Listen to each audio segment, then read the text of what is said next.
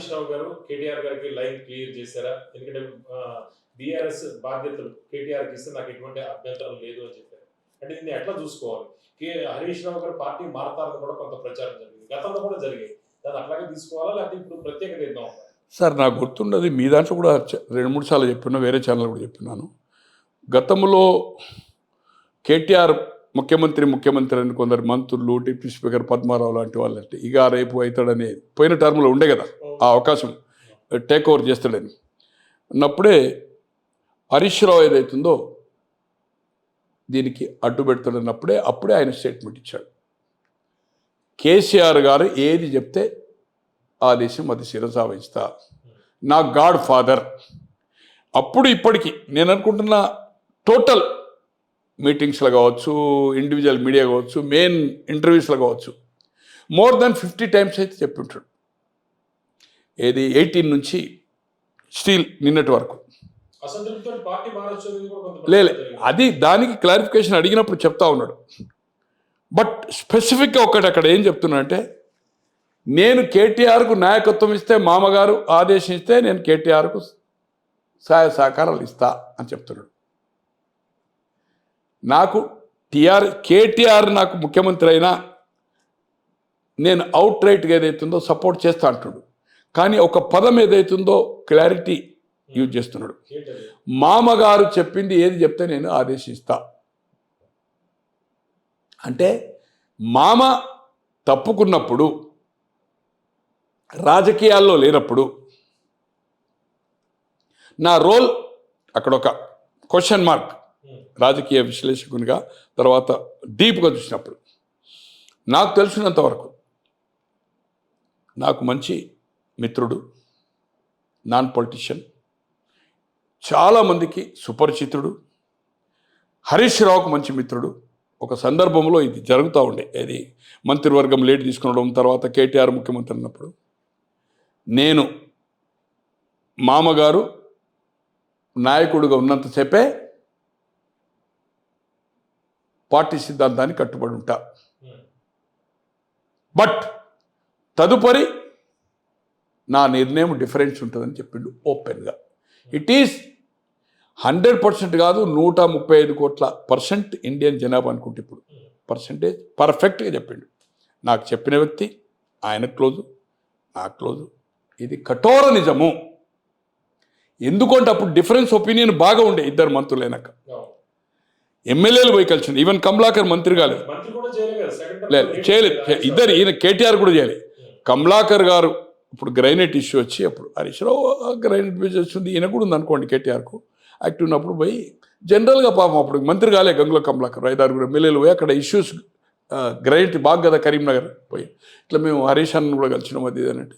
ఇక హరీష్ అన్న కలిసినాక ఇక నాకెందుకు చెప్తున్నావు అన్నాడు. చాలా డిఫరెన్స్ ఒపీనియన్ ఉండే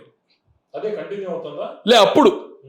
తర్వాత 2018 ఎన్నికల్లో మామకు చెప్పకుండా కొంత అతనికైతే ఎవరు దగ్గర వాళ్ళు ఉన్నారో, ఇప్పుడు మెదక్ ఎమ్మెల్యే ఉంది, అట్లనే రసమై బాలకిషన్ మార్కు, కొంత ఆయన హార్డ్ కోర్ సెంట్రోల్కి ఏదైతుందో పద్మాదేవి డబ్బులు ఏదైతుందో వాళ్ళకి ఇబ్బంది ఉన్నదంటే మామగారు 3 కోట్లు ఇస్తే ఈయన కూడా 1 కోటిన్నర ఇట్లా కావాలనుకుంటే కొంతమందికి చదివాడు.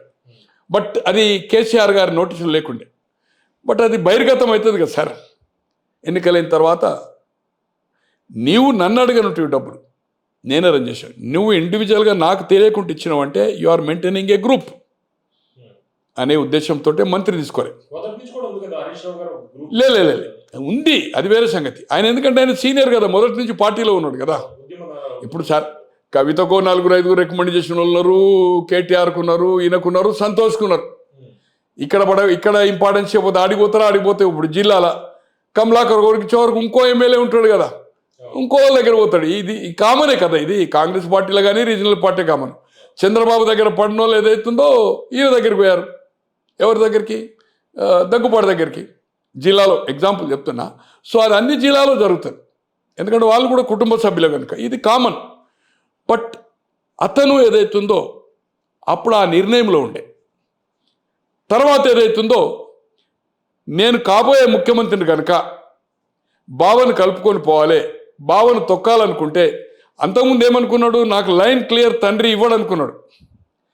ఇవ్వననుకున్నప్పుడు ఏదైతుందో హరీష్ నాకు థ్రెట్ అవుతాడని హరీష్ను వాచ్లో పెట్టారు. ఎప్పుడు 2018 నుంచి 18 వరకు టోటల్ ఆయనకు ఫ్రీడమ్, ఇంటికి పోయినా ఎప్పుడు పోయినా నో పర్మిషన్.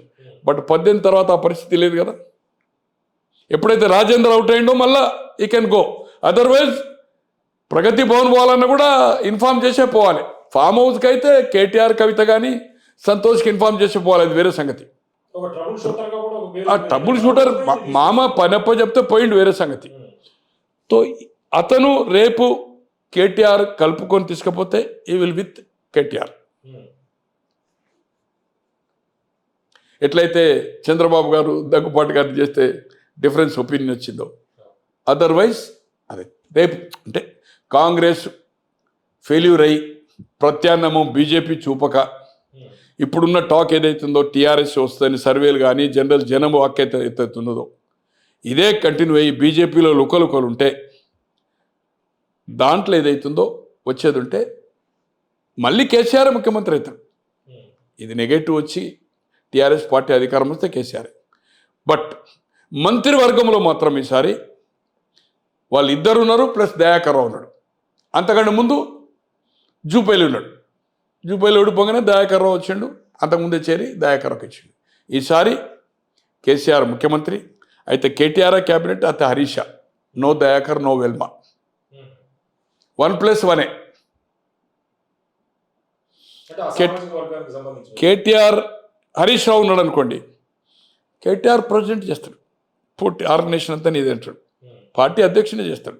నువ్వే కాబోయే ముఖ్యమంత్రి కదా, నీకెందుకు, నేను టేక్ ఓవర్ ఇచ్చేస్తాను 2 సంవత్సరాల తర్వాత అనే అవకాశం ఉంటుంది. 5 ఏళ్ళు మళ్ళీ అధికారం వస్తే 5 ఏళ్ళ వరకు ఈ ప్రభుత్వం పోసారు, ఇంకా 3.5 సంవత్సరాల వరకు, 2029 వరకు 28 వరకు పోదు, డిసెంబర్ వరకు 3.5 సంవత్సరాలు ఉంటుంది. వచ్చిందనుకోండి 5 సంవత్సరాలు ఉండడం అనేది చాలా కష్టం. మొన్న నేను వరంగల్ చూశాను కదా, చాలా ఇబ్బందిగా ఉంది ఆయనకు నడవడం. ఇంట్లోండి నడిపిస్తాడు కావచ్చు, కానీ ఇచ్చేస్తాడు, టేక్ ఓవర్ ఇచ్చేస్తాడు. టేక్ ఓవర్ ఇచ్చినప్పుడు నీకు ఇస్తా కదా అంటాడు. సపోజ్ కేటీఆర్నే మంత్రివర్గం ఉంచిండు అనుకుందాం, హరీష్ రావు పార్టీ అధ్యక్షుడు, పార్టీ అంతా ఆయనకు అప్పచెప్తాడు. Total take the decision, just suggestion అంతే. But no Velama in the cabinet. ఎందుకంటే మూమెంటము ఈ కులగన వచ్చిన తర్వాత, అన్ని పార్టీల్లో స్టాండ్ వచ్చిన తర్వాత, నేషనల్ లెవెల్లో కూడా బీజేపీ ఒక స్టాండ్ ఇచ్చిన తర్వాత బడుగు బలహీన వర్గాలకు అంటే మీరు చెప్తుంది భవిష్యత్తులో ఇద్దరులో కేటీఆర్ గారు, హరీష్ గారు ఇద్దరులో ఒకళ్ళు సీఎం అవుతారు, ఒకళ్ళు పార్టీ అధ్యక్షుడు, అట్లా లే సీఎం హరీష్ మన కేసీఆర్ అవుతాడు. క్యాబినెట్లో ఓన్లీ 1, 4వ వ్యక్తి అయితే క్వశ్చన్ లేదు. ఓన్లీ 2 వెల్మా, 1+1 ప్రొజెక్ట్ అయ్యేది అట్లాగే అవుతారు కదా. అంతే కదా. ఒకటండి, మళ్ళీ అధికారం వస్తే 2 years 2.5 years కేటీఆర్కు స్టేట్ అవే ఇచ్చేస్తాడు బిట్వీన్లో, 100% డౌట్ ఏం లేదు. గతంలో కూడా అనుకున్నదే, ఎందుకో కొంత వెనక ముందైండు. ఓపెన్గా ఆయన ముందు కూడా మాట్లాడితే కూడా ఆయన ఎప్పుడు కండెమ్ చేయలే కదా. తర్వాత చాలా ఇది పతాక స్థాయికి పోయిన తర్వాత ముఖ్యమంత్రి అగైతాడని మీ కథనాలు కానీ లీక్స్ వాళ్ళు అయిన తర్వాత దాన్ని నథింగ్ డూయింగ్ నేనేం చెప్పాడు, దాన్ని కండెమ్ కూడా చేయలేదు. కేటీఆర్ ముందే కాబోయే ముఖ్యమంత్రి ఉంటూ సంతోషంగా సపోర్ట్లు కొట్టిండు ఆయన. అందరు ఒకరికంటే ఒకరు పోటీ పడి మాట్లాడినప్పుడు ఇక అవంతా లెంత్ అవుతుంది, పేర్లు సంఘటనలు చెప్పాలనుకుంటే. నెంబర్ ఆఫ్ డాష్ పబ్లిక్లో నాతో చెప్పిన వాళ్ళు కూడా ఉన్నారు. ఆ కేటీఆర్ అయిపోతున్నాడు, ఆయన కూడా కాన్ఫిడెన్స్ ఉండే ఆయన అయితే. అయితే రాజేందర్ అదే కదా మెయిన్. అయితే ఎక్కడ గ్రూప్ పెడతాడో, ఏది చేస్తాడో, ఆ టైంకు బ్లాస్ట్ అయితే అది నెగటివ్ అవుతుంది అనే ఉద్దేశంతో మొదలే పంపించేసింది కదా. సో హరీష్ రావు అయితే ఓపెన్ స్టేట్మెంట్ కూడా ఇచ్చిండు కదా, నాకు అభ్యంతరం లేదు, ఎవరైనా నేను ఉన్నది మామ ఏది చెప్తుంది, నాకు కేటీఆర్కి ఏమీ భేదాభిప్రాయం లేదని కూడా అప్పుడే ఇచ్చిండు. ఈ ఇష్యూ కాంట్రవర్సీ జరిగినప్పుడు. సో రాబోయే రోజుల్లో జరగబోయేది ఇదే.